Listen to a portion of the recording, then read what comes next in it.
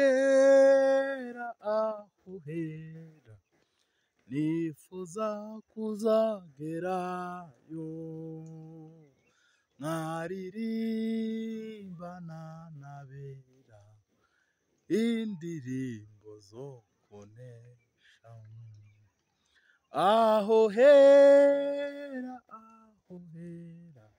Alabanama nifuza kuzagerayo nkaririmbana n'abera indirimbo zo kunesha aho hera nifuza kuzagerayo nkaririmbana n'abera indirimbo zo kunesha aho hera kotabonemonia nifuza kuzagerayo nkaririmbana n'abera indirimbo zo kunesha ubu turi kw'iherezo ryo muri ubu butayu turiho turasiganirwa muri ya lakotaba gakondo ayiwe aho hera nifuza kuzagerayo enebone kotabole yaboniamo nkaririmbana n'abera indirimbo zo kunesha we aho hera nifuza kuzagerayo nenemone na ketabostavore bonemo bana n'abera indirimbo zo kunesha ndiho nyiringabo nyiribihe Imana y'amahoro ishobora byose ubera hose icyarimwe none aho uri mu Rwanda muri Afurika i Burayi muri Amerika muri Aziya muri Oceania nemo ketala bostavo ubera hose icyarimwe ubwo n'ubudahangarwa bwawe twese dusakurije rimwe umenya ngo Deo yasakuje nebo na stake tabo ukamenya ngo hari ikibazo afite uzi gutandukanya Deo muri Amerika n'uwo mu Rwanda nunemo ziketabo uzi n'amazina yacu ayiwe mana nomeza ko siketabo revosi ya tabo icyo nshatse kuvuga ntabwo ujya utwitiranya abantu bashobora kutwitiranya n'impanga n'ujya uziteranya sinibiyuzuye ni ibyawe Kristo upfumbatura igipfutsi cyawe cyo ngukundira nawo wanamona taya zo kisikize kita ugahaza kwifuza kw'ibyifuzo by'abari mu isi nyemerera ubane natwe Kristo amaraso Yesu tugaragare kuko turi abanyabyaha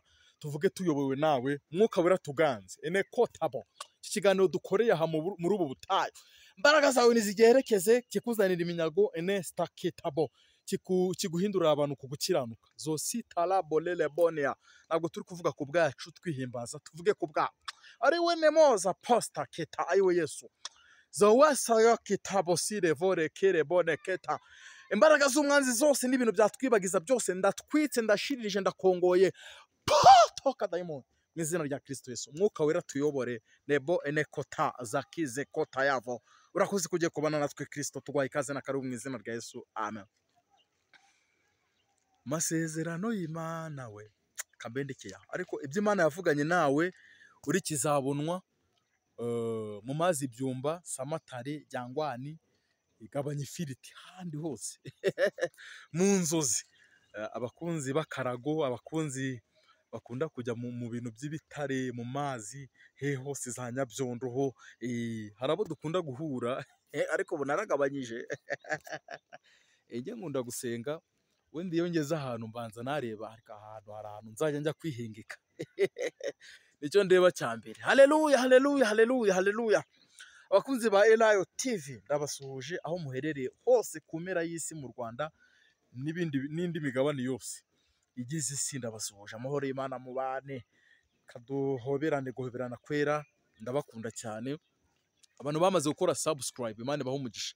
Abantu badushyigikirana ukuri ukumva aravuze ati njyewe rwose pe interinete ndayikuguriye cyangwa amazi, Imana ijye ibaha umugisha. Namwe mudushyigikira, baza inbox mukaduha inzozi, abatugira inama ibyo twakora. Iyi ni channel yanyu Elayo TV, ushaka kuzaho nawe nakwakira, hari icyo urasangiza ubwoko bw'Imana. Ni channel yanyu, ni channel yanyu, ni channel yanyu. Niyo mpamvu nayikoze kugira njye mbona ahantu mvugira igihe bishe byose mvuge. Hari igihe n'abantu bagutumira ugasanga bari kukubaza ibintu bitari sawa, ariko hano mvuga nta muntu uri kumbaza, nkavuga ibiri ku mutima w'Imana. Haleluya, haleluya. Twatangiye rero, kadukomeze n'ikiganiro cyacu. Tugiye gusobanura ku nzozi. Imana iri kumwe natwe, tuba twayihamagaye ngo ibane natwe. Amen, amen, amen. Utari wakora subscribe uyikore. Ushaka kumbaza ikibazo 0784149984. Iyo ni nimero yanjye. Abashaka kujya muri groupe abanyamwuka, ni groupe y'abanyamasengesho dusengeramo, nawe unyandikire kuri iyo nimero. Turapiningamo na link ya groupe abanyamwuka, groupe y'abanyamasengesho baherereye mu bihugu bitandukanye. Tuba turi gusenga, dusengera ibyifuzo, dusengera ubugingo, dusengera bimwe byananiranye. Tugira amasengesho akarishya saa 9 za nijoro. Kuri Google Meet turahura kuwa gatanu nijoro saa 9 za nijoro. Muri kumva rero tuba dufite ibihe byiza. Ni urubuga haba hari ibihe byiza cyane. No kuri Google Meet turahura, hari igihe tunahura n'amaso ku maso n'abantu bari hirya no hino ku isi, ku migabane itandukanye. Turaje nzabaha agafoto. Hari gahunda ndimo y'urugendo rwihuse tayabo. Katwite dusobanura inzozi rero. Tugiye gusobanura iki rero? Hari abantu barota uri kwatura mu nzozi. Ibyo bintu murabizi we? Ukarota uri kwatura mu nzozi biba bishatse kuvuga iki? Impamvu dukoresha telefone ni mu buryo bwo kwirwanaho, nta kamera tugira. Rero ntabwo ikintu kiturimo twabura kugitambutsa, kandi igikuru ni uko bawumvisha. Nayo hari igihe Imana izayiduha. Imana ishobora byose, nta kinanira. Kandi naha ubutumwa buzana iminyago, abantu baramamagara bakatura potabokesta kitabosta volleyball. Kamendetse. Kurota uri kwatura mu nzozi biba bivuze iki?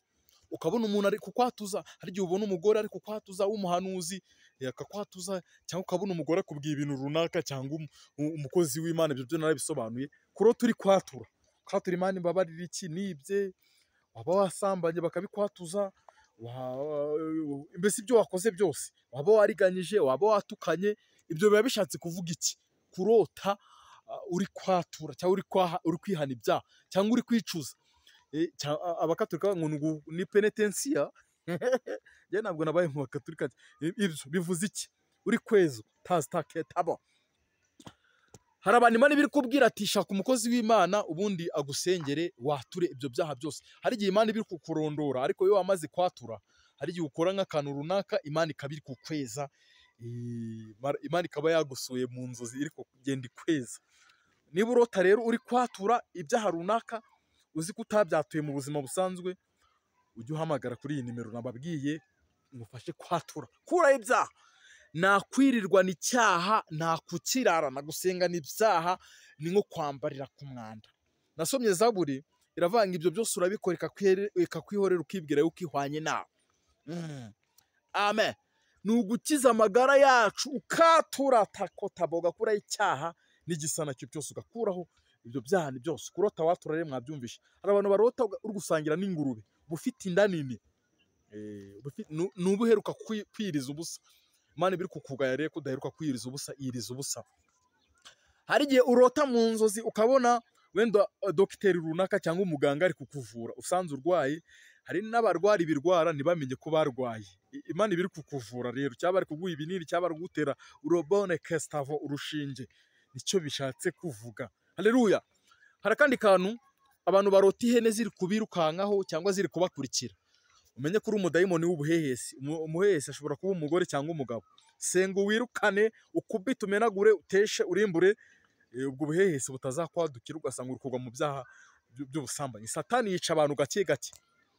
Ntabwo Satani akura umuntu kuri etaje ya 11 ngo akumanure kuri rimwe direct, akuzana mu 10, akakwereka uburyo ari heza, mu icyenda gake kirimo softly, buhoro buhoro agenda kwica gake gake. Mwabyumvishe?